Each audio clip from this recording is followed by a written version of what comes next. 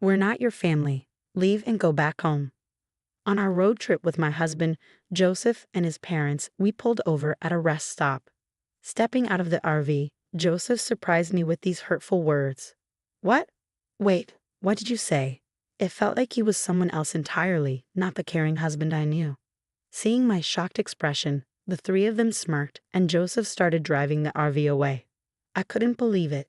They wouldn't leave me stranded out here. In a panic, I dialed a number, hoping for help, but my mother-in-law's response left me speechless. Did you really think you were coming with us?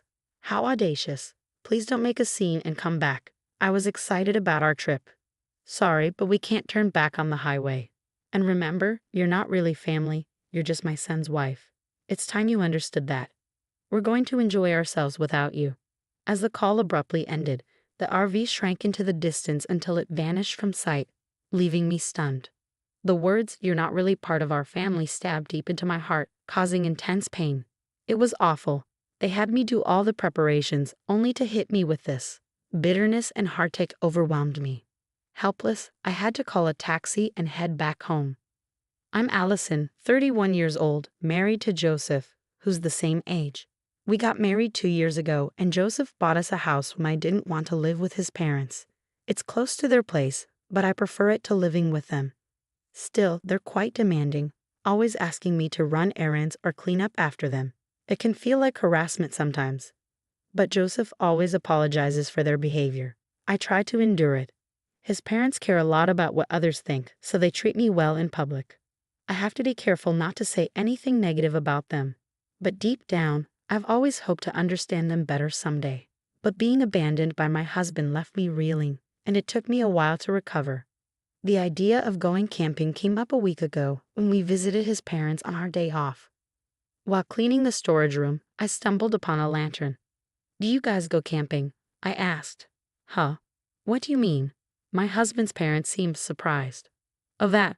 We bought it just in case of a power outage. We forgot we had it." "I see. My dad loves camping, and I used to go with him a lot. So I wondered if you guys were into it too." When I mentioned my dad's enthusiasm for camping and his RV, my husband's eyes lit up. "That sounds great. I've always wanted to try it. Let's go on our first family camping trip next week for a night and 2 days. Allison, can you rent an RV? My dad loves his RV and takes good care of it, so I'm not sure if he'll lend it to us." "You'll have to convince him." When I hesitated, my husband pleaded. "It's our first time camping and we don't know what we need. It would be safer to borrow your dad's RV. Plus, I really want to make my parents happy with a fun camping adventure. Please, Allison." With him asking so earnestly, I couldn't refuse. I went straight to my dad's place and laid out the situation. To my surprise, he was all for it. "Really? That's wonderful. I thought you might hesitate, considering how meticulously you care for it. But if it's for you, Allison, I'm more than happy to lend it, and it warms my heart to see you trying to please Joseph's parents.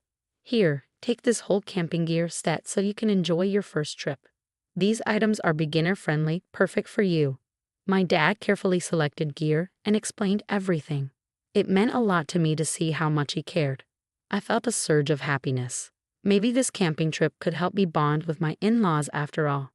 "Okay, I'll get everything ready," I promised. I booked a campground with power access and a nearby hot spring. When I shared the news with my husband and in-laws, they were thrilled. "We're so lucky to have you, Allison. I can't wait," exclaimed my husband.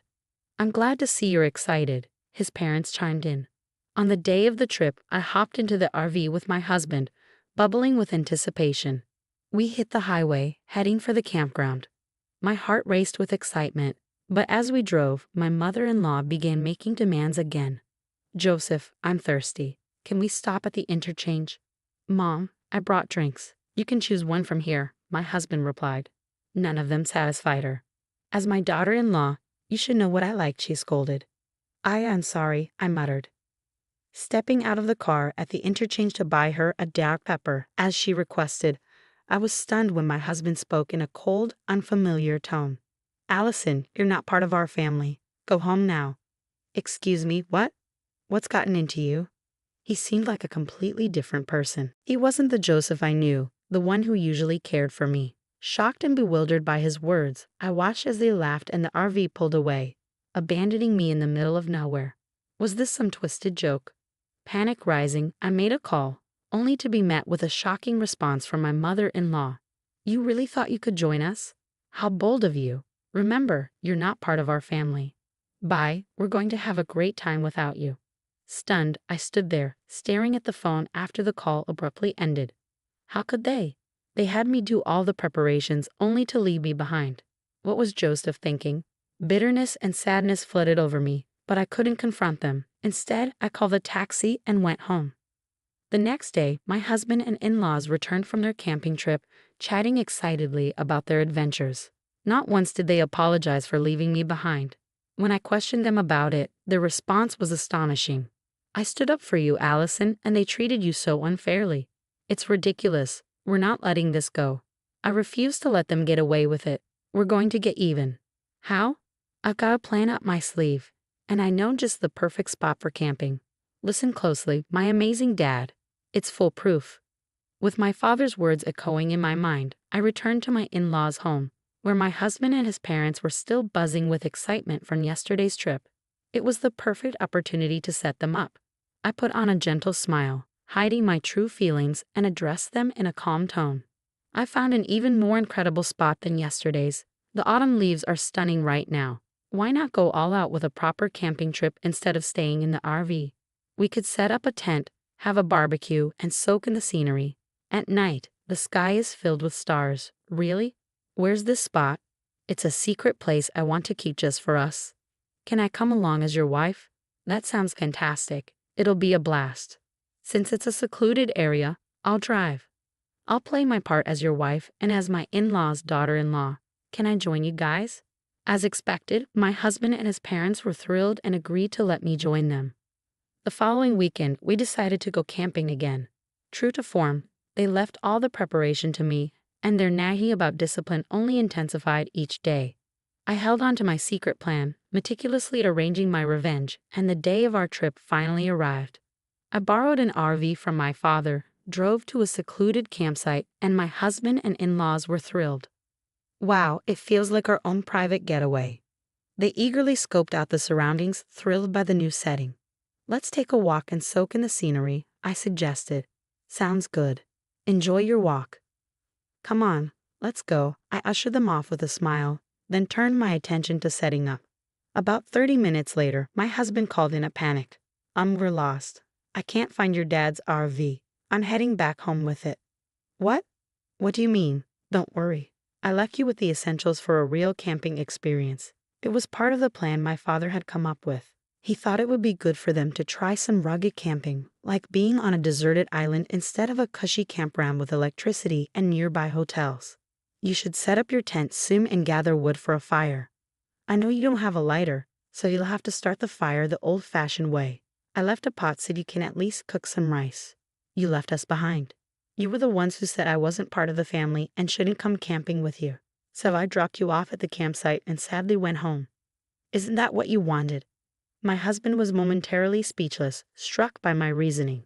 Enjoy your camping trip with just your precious family, I retorted before almost ending the call. But my husband, consumed by rage, erupted into a tirade. Don't be ridiculous. Come back now, or I'll divorce you. Fine, let's get divorced. You'll regret it when you're stranded on the highway and find my father's beloved RV trashed. I've had enough of living with your disrespectful parents. And you'll be the one regretting it, you fool. I snapped back, feeling utterly repulsed by his behavior as he abruptly hung up. I was nearby, but I had no desire to go pick them up. Later my husband called again, his tone drastically changed, his voice trembling with confusion. I can't figure out how to set up the tent. It's raining and my parents are getting mad. And it's getting cold. What do I do? Already regretting it because it's cold. That was fast.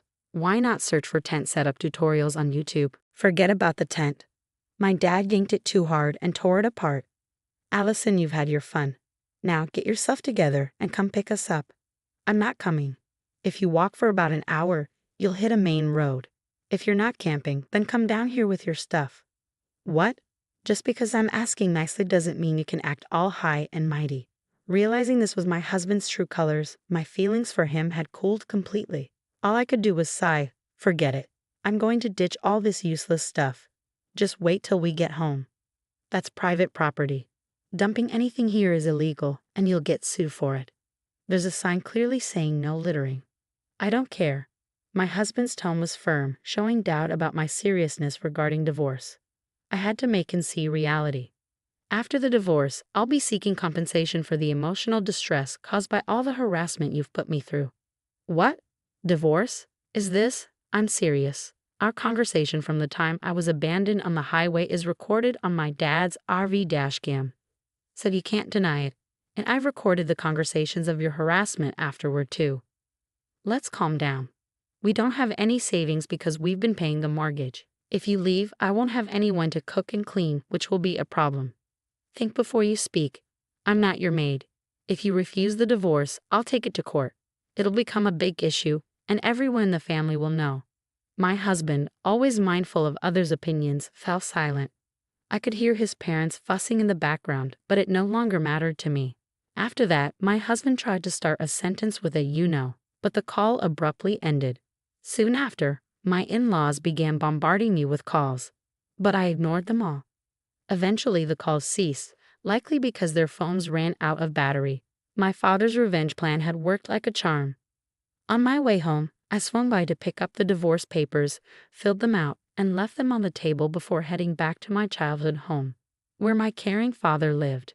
Interestingly, it took my husband and in-laws 3 hours to descend the mountain, a journey that usually only took one. You should have used Google Maps instead of bothering me with calls. How foolish. My husband, driven by desperation to make me stay, stormed into my parents' house, his fury palpable. "Allison, come out here now. I'll show you what happens when you defy me. If you've got something to say it to my father. He's pretty steamed, so watch out." My burly and imposing father confronted my husband at the door, giving him a piece of his mind and putting him in his place. Additionally, they left their tent and camping gear in the mountains, resulting in a lawsuit for illegal dumping filed by the mountain's owner. The one who filed the lawsuit was my father, who had inherited the land from my grandfather. With numerous cases of trespassing and dumping occurring, security cameras were installed, revealing the culprits responsible for the mess. Now, we wait to see what consequences they'll face. After finalizing the divorce, I demanded and received $1 million each from my husband and in-laws for the emotional distress they caused me.